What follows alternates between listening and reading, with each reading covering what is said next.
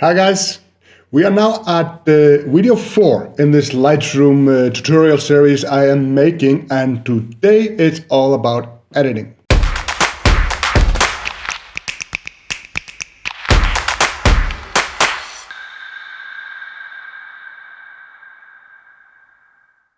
So here we have Lightroom open, and the basic editing panel is this panel here. We're going to cover that today and more, but this is pretty straightforward. You see we have white balance, that's here. It controls the temperature and the tint of the photo. If you feel it's a little bit too bluish, you can add yellows and reduce the blue. Or if it's too yellow, you can reduce the yellow and add blue. And that's sometimes a matter of interpretation. Sometimes some people like a warm photo, but like it cold, or if you're trying to get a mood going on. But be careful with the tint, because when it starts to look magenta or green, it's usually not nice. You know, there are always exceptions and, you know, creative freedom and all that, but just be careful with that. There is a eyedropper tool here where you can pick the white balance, and what you want then is a neutral gray if you have it. I don't know, I have here maybe. It doesn't really change because the white balance of this photo was basically correct. But if I choose a wrong area, I choose the green here, look at this, it starts to fall apart. The white here might be okay also. Neutral gray or white is usually something I look for in an image.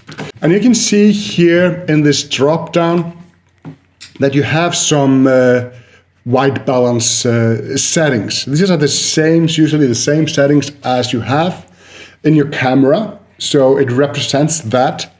And this is just light temperature. So if you know you wanna, it's cloudy or it's daylight. It depends on the light that you had when you shot the image. So and then we have, of course, customs. You don't have to set it on custom. It changes to custom as soon as you start messing with the sliders. If you want to go back to 0.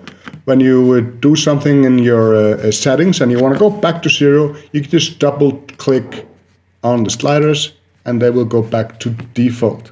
So we have the exposure. The exposure in this image is basically correct.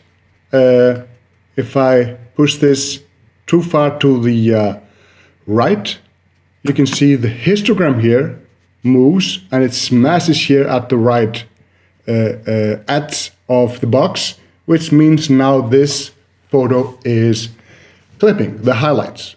So and if I push it too far to the left, you can see it's now clipping the shadows. So the best thing is to get your photos correct right off the bat. But that is not always possible. For example, in this photo here, this is I'm shooting against the sun, so this is always going to be blown out. If you're shooting this with a single shot, you're not bracketing or anything like that. If you're shooting against the sun, you will need to bracket. I will explain that a little later, but you don't always need to do it because it's not visually wrong for this sunspot here to be a little bit blown out. But this image, you know, we can improve this image anyway. So you can see here on the histogram, it's a very high contrast image. Most of the data are all the way here to the left and all the way here to the right, which is not necessarily bad to have a high contrasty image, but it's bad because it's touching both sides. So what can I do here? It is clipping on both sides, but you can see the shadow areas here, and the black area. We have like super black and super very dark shadows and shadows, which is represented here on the histogram. If I see the first part here of the histogram is black, if I move a little bit, you can see the next part is shadows. So what I want to do is I want to lift those two. So I start with shadows a little bit. I lift the shadow and see there's a lot of information. I'm stretching this curve a little bit. When it's like that, it's very condensed to one area. But as I lift the shadows, it widens the curve a little bit.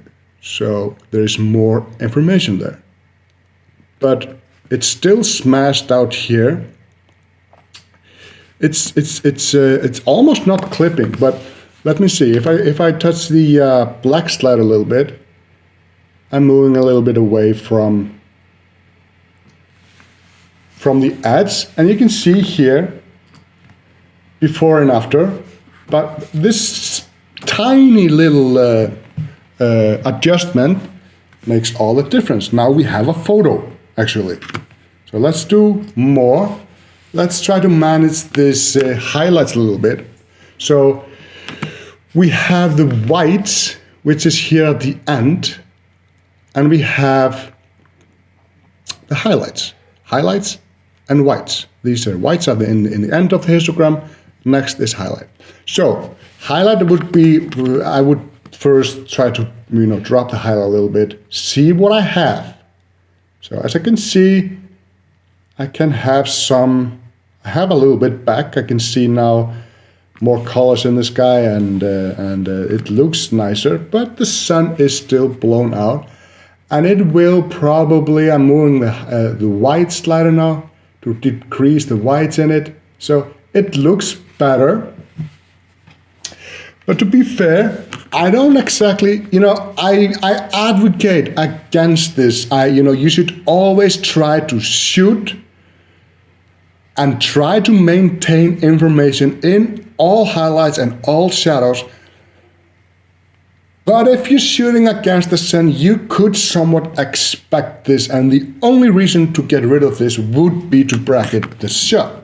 You see, it's gonna be wide, but it doesn't really look that bad, So we can lift it a little bit more. Let's say we can lift the shadows here a little bit more, like that. Highlight completely down, whites a little down, and maybe just touch the exposure a little bit to get it. No, that's too much maybe. The blacks can get really visible here, so let's lift the black like that. So what we have now is a good starting point. This is the first thing I would do with an image. I will say that these sliders are a bit extreme. I usually don't go from 0 to 10 like this, but this photo just needed it. So if I zoom in, I don't see any problems in the shadow areas. There's no weird coloring or nothing. So this photo, it can handle all the adjustments I made to the shadow area. It can also handle very well, for most part, the adjustments I did to the highlights. Of course, the sun is going to be a problem, but it doesn't really look bad. So what it needs, now it's basically flat. The photo is flat, so it needs contrast. I have a contrast slider here, which chokes the image a little bit. I don't like it. I don't like this kind of contrast. I like to add contrast in different ways. So sometimes I do a little bit, I added a little bit, but I feel like this contrast slider, it just chokes the image too much. And there are other ways you can deal with contrast, which we will cover in next video, because we have a lot to do in this video. But I could somewhat get down a little bit. Just watch your histogram.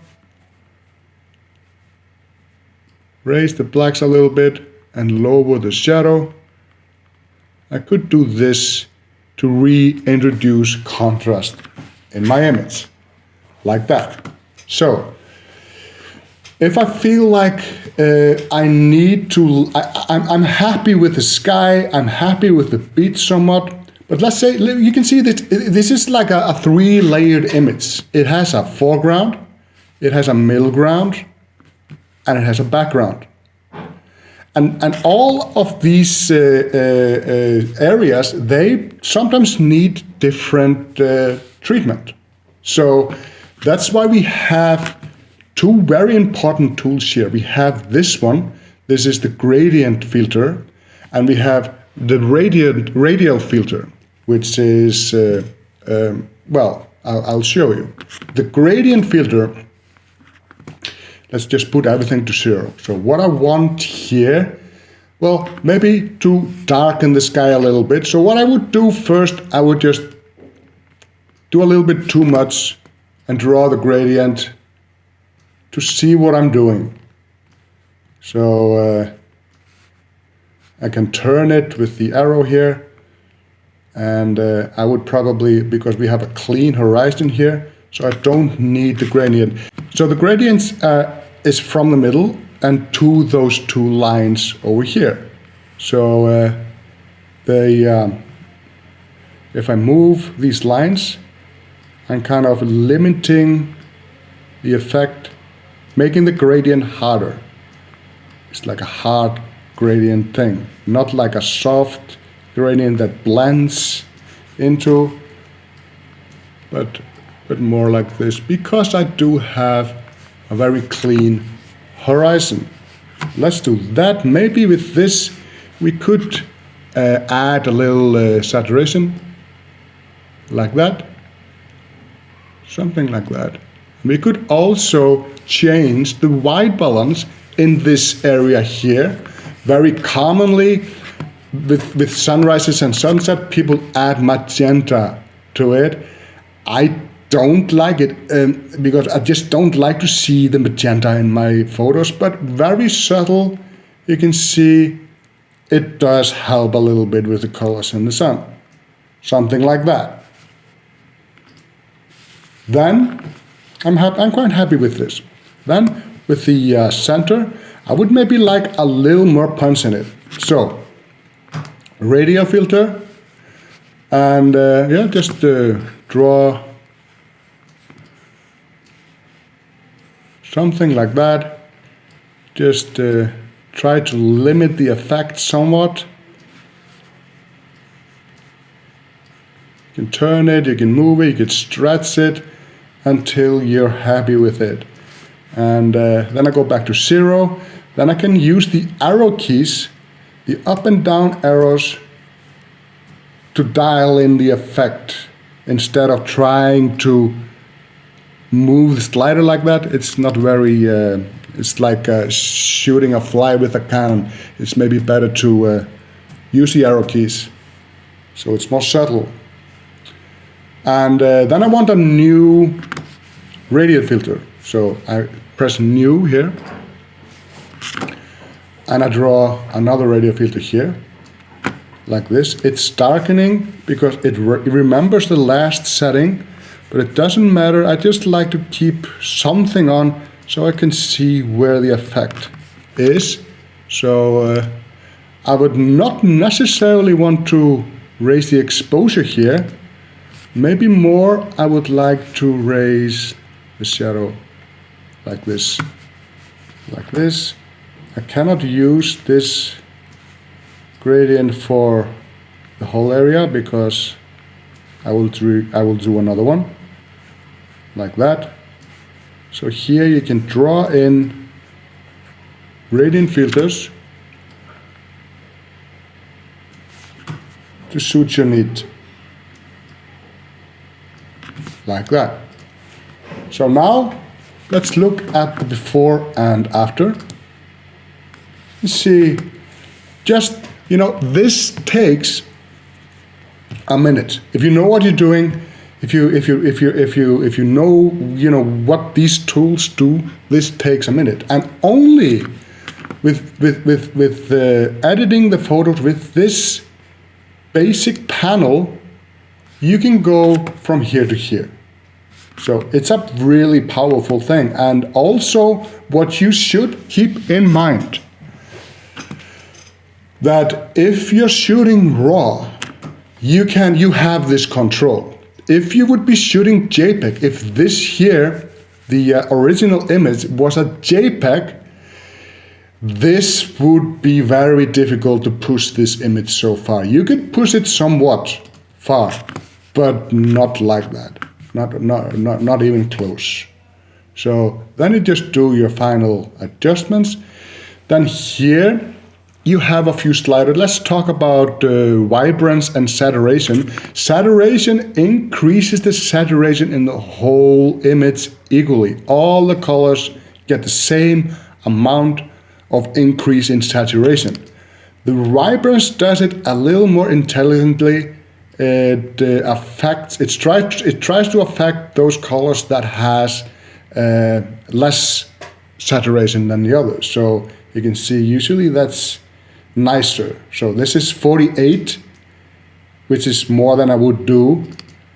If I do 48 in saturation, you see it's just like a Chernobyl photo. It's just like all too much colors, looks weird, looks fake. So I would never do it like this. I would raise the vibrance a little bit, maybe the saturation a little bit also, like that.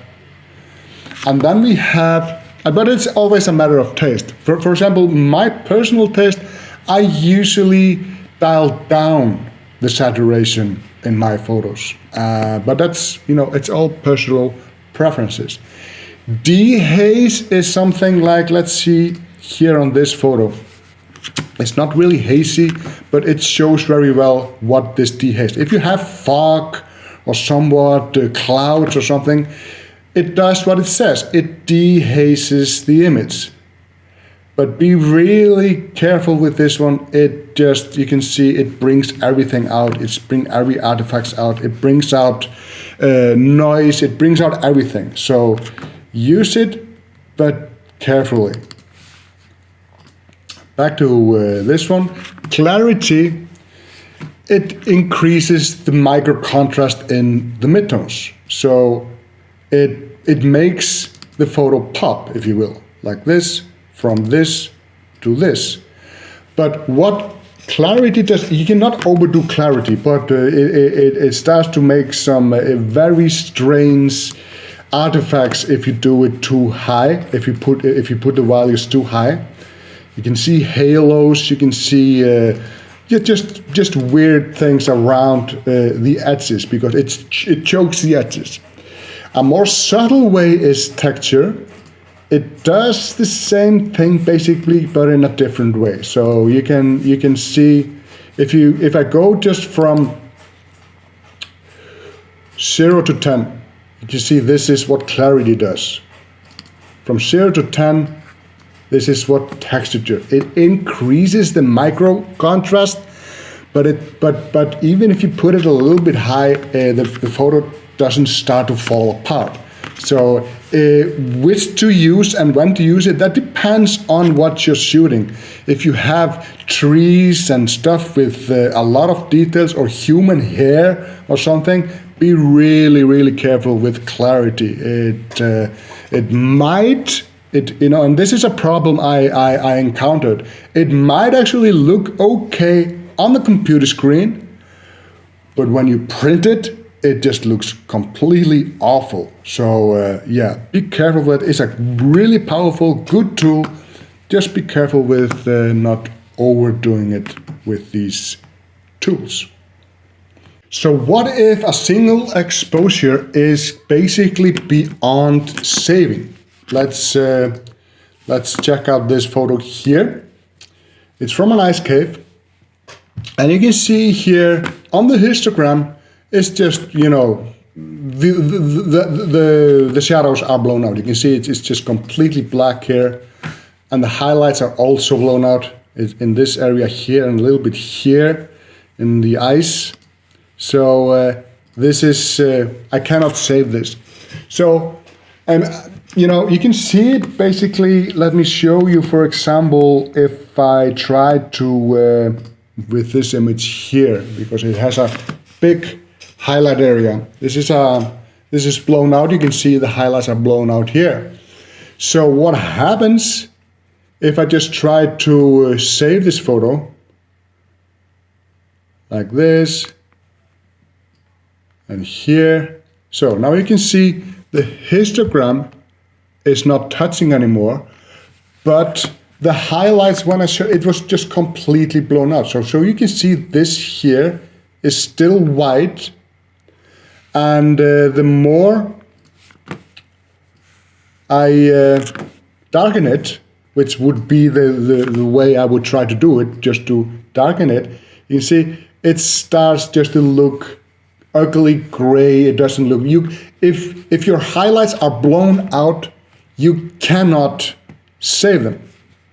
And you can also see if you have a photo which is, you know, shooting for the sky, and you plan to just to save the shadow areas.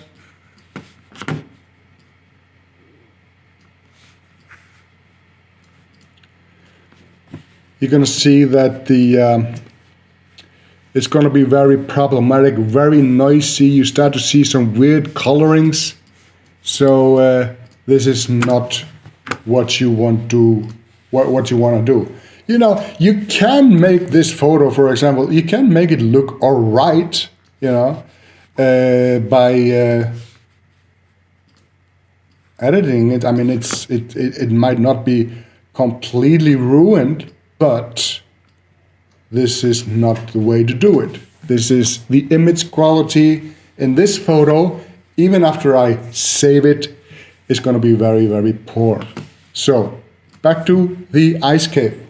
So what I would do when I shoot this photo, I need to watch the histogram, and I need to have I need to watch the histogram to have these information when I shoot. It's no good to come back to the edits and just notice it then that you had a problematic image. You didn't expose for it correctly. And in this case, you need to shoot for the midtones. You need to shoot for the shadows and for the highlights. So this would be a good candidate for the midtones. This next one is way too dark, but the highlights here in the outside and the nice blue in the highlights here, it looks nice, okay? Then I would make the third shot for the shadows. So everything is blown out here, except the deepest shadows here. They look actually kind of nice, okay? So this is what you would have to do. Exposure stacking. It's sometimes called HDR, but you know, exposure stacking would be the better term for it. So, what do I do with these images? I combine them with HDR merging. It's called merge to HDR. So what I do, I select the whole three. I right-click on any of them, go to Photo Merge, and pick HDR.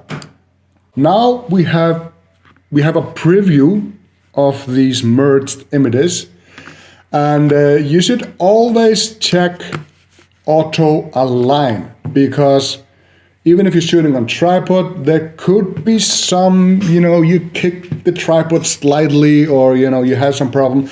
But if it's not completely aligned, you could start to see some halos and some weird stuff in the contrasty edges, and that's not nice. And this thing here, the ghost amount, if this guy who is standing here would be moving somewhat, so I can see ghosts from him, you could somewhat, you know, decrease that by selecting low, medium, you know, usually not high. I never found that, you know, for example, when you're shooting trees and the leaves are moving slightly, I find that low and medium usually takes care of most of it. Having said that, if you were shooting it in a storm, it's not even possible. You should, there are limitations to everything. So auto settings is something, well, the program just tries to evens out the exposure. So I'm gonna do that manually. So I'm just gonna have auto align and merge. So now we have the fourth photo, the merged photo, and it creates a DNG format. So it's still a raw format. You don't. It's not a pixel format now. You can still edit it as a raw data, which is very good. If you do this, for example, in Photoshop, you lose that. So now I'm going to start with the highlights a little bit. Let's try to get that down somewhat. And as you can see, it does a pretty good job just with this slider, both here and here. You could darken this somewhat more. Let's see, this is enough. I could do a radial filter or a brush. Brush is the same thing. You just brush it in, like so. If I press the brush, lower the exposure a little bit, then I can control the size of the brush here and the feather. So if I just draw with a brush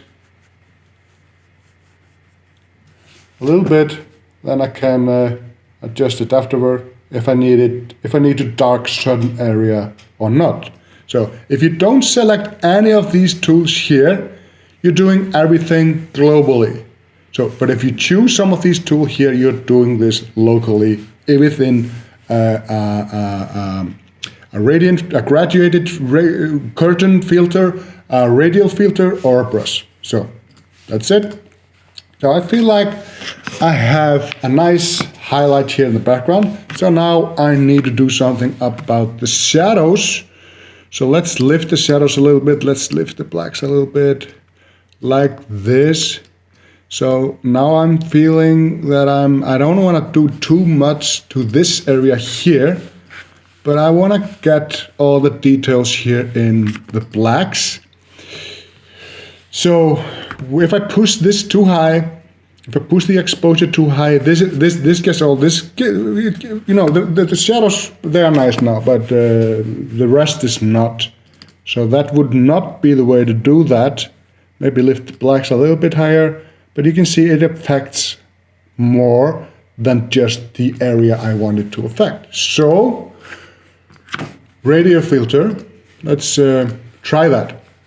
So I'm gonna push the exposure up a little bit.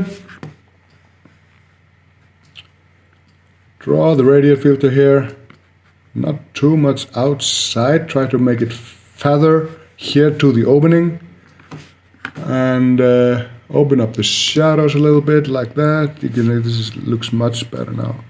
Look at that. Look at all the information I have here, which I did not have if I would have just cranked up the lift up the completely black shadows in the original file, the mid-tone file. So this is kind of nice. I would maybe like to do a little bit over here also, like this, not too much, because I don't want the photos to be flat.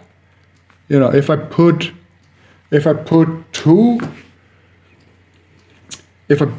up the shadows too much, if I lift the shadows too much and tone down the highlights too much, it starts to look flat, and I don't want that. I like to have some contrast. But something like this, let's look at the before and after. So this is what we are doing, and this is what we had first. A lot of different. Now we have somewhat of a good foundation to work with. Now, if you want it more blue a little bit, or whatever you need, maybe a little, just add the vibrance. That will add a lot of blue to it, and maybe a little clarity here, gives it a little punch. be careful with the clarity. Like I said, it can create halos, and it also desaturates the image a little bit. So a little bit of clarity. Maybe open up the whites a little bit, not too much. Look at here. I just clicked somewhere to check, but I saw this getting white, and I looked at the histogram. You can see here in the histogram to the right, it starts to touch. So I'm always watching the histogram while I edit. And now I feel like the darks are a little too dark now. So I will lift this a little bit like that. Something like that would be, I would go with. I would maybe reduce the saturation a little bit. I don't like too saturated images. I find sometimes, even if I like it when I'm editing, I sometimes find these photos, they age badly. You know, when I look at them later, I can see, well, I sometimes think, what was I thinking with all this saturation? It's horrible. So yeah, be mindful of that. Let's say I finished this photo, and now I want to put it on my Facebook or do something with it. Let's just say that I'm going to put this photo on Facebook. Then I would right click on it, choose export, and export. There are a lot of things here. I have some presets here. I will teach you how to do presets later. But this is my Facebook setting. And I'm going to just show you that setting and explain to you why. First of all, here you choose the export location. Where do you want the file to go? That's basic folder knowledge in your operating system, so I won't stick around that. If you just want to keep the original name, because I merged those three files together, it adds HDR in the end. But if you would want to rename that, you have some options to do that here. It's pretty self-explanatory, so I'm not going to spend much time here. What I would usually do that here is just custom name and write as cave, something like that. We're not doing video, and here we have the file setting. First, the image format. If you're doing something for the web, I would always choose JPEG. If you're choosing for print or something, you could also do JPEG because these are a lot smaller files, but they are compressed. So if you want an uncompressed file, I would rather go with TIFF, for example. But color space is really, really, really important, and you need to know this. I'm not going to go into this in very much detail. I have a video here in the corner, you can see that now, where I cover color spaces in some details. But the basic thing is, when you shoot RAW, you have not assigned any color space to your image. It's a common misunderstanding that you choose this in camera. Yes, if you're shooting JPEG, you choose this in camera. But if you're shooting RAW, like you should be doing, especially if you're a landscape photographer, you just do this after that, when you export the file. And if you're exporting for Facebook or some other web-based use, you always, always, always choose sRGB, never anything else. The other one is Adobe RGB. That's sometimes used for print, and sometimes if it's a bigger color space. The biggest color space is, however, ProPhoto RGB, and I sometimes use that when I'm editing photos in Lightroom and in Photoshop, because every edit kind of does a little, every edit you do is somehow destructive to the file after you exported them. After you export them from raw format, everything you do is destructive. Raw is non-destructive, so you can always go back. So it's really important that you understand this. What's the color space video if you don't? So I'm gonna select here as RGB. Here's the quality. You can somehow, for example, I have a WordPress site that, if I remember correctly, it doesn't allow me to upload more than 2 megabyte files, something like that. So sometimes I have to reduce this down to 80 something to get below that. But on Facebook, I just keep this at 100 because what happens when you upload to Facebook, there's more compression that happens there. So I like to keep the file as good as I can when I upload it to Facebook. Here we have the size. So resize to you don't really pick. For example, here I'm picking the long ads of the file. So I usually do that, especially if I'm doing for Facebook, because the best quality on Facebook, you're gonna get the best quality on Facebook if you import it in a right size for the Facebook tools to compress your files. So the Facebook there's no way to know that. There's no there's no way you're not born with this information. It depends on which website, for example, you're uploading to. If you're uploading to Facebook, it's this. If you're uploading to Flickr, it can be different. Just check Flickr or check Facebook. Google which settings are best for uploading to a specific site. In the Facebook case, it happens to be 2048 pixel on the long ads. And I do only use 72 in resolution, pixel per inch, not per centimeter, pixel per inch. And that's how I export it for Facebook. The metadata, we covered metadata in video number 2, which I linked to here in the corner.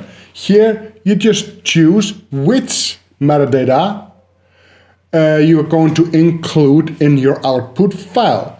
Very commonly, if you're shooting at a location, at your home, or some sensitive location you don't want to disclose where it is, you would check here, remove location info, and that's checked by default. If you have a watermark, like a logo or something, or just a text copyright thing, that's here.